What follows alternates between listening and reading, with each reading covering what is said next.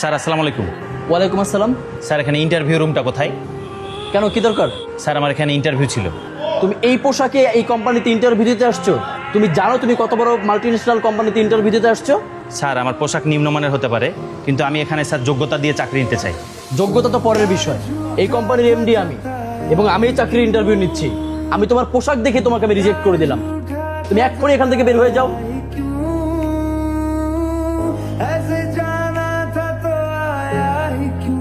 কোথা থেকে যে আসে এসব?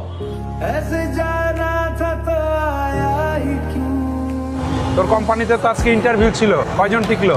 আর বলিস না বন্ধু, অনেক চাপ ছিল, মাত্র 3 জন টিকেছে। ভাই একটু শুনেন। ওসব বাদ দে, তোর ব্যবসা বাণিজ্যের কি অবস্থা বল? আলহামদুলিল্লাহ চলছে বন্ধু। ভাই একটু শুনেন না। তোদেরকে নিয়ে আর পারলাম না।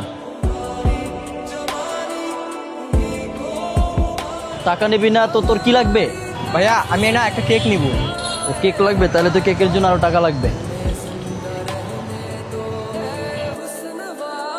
নে।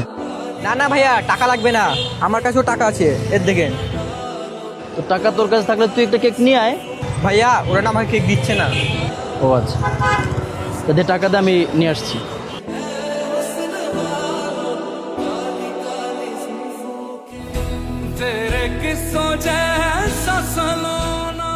এনে তোর কেক। আচ্ছা তোর কাছে তো টাকা ছিল, তো তুই কেকটা না নিয়ে এসে আমাকে দিয়ে কেন কেকটা নিয়ে আসলি? ভাইয়া ওরা না প্রথমে আমাকে ঢুকতে দেয়নি।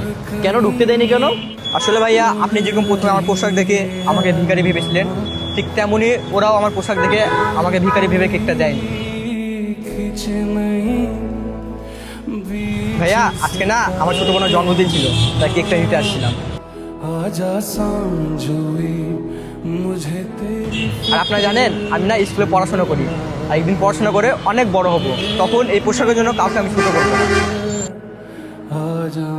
তোমার এই পোশাকে আমার কোম্পানির পিওনের চাকরি পাওয়ার যোগ্যতা নাই। স্যার আমি এখানে অনেক আশা নিয়ে এসেছি স্যার, চাকরিটা আমার খুব প্রয়োজন। আপনি যদি আমার সার্টিফিকেটগুলো একটু দেখতেন। আগে তো তোমার পোশাক, তারপরে তো তোমার সার্টিফিকেট দেখবো। তোমার তো কোনো পোশাক সেন্সই নাই। থাকেন ভাই, গেলাম।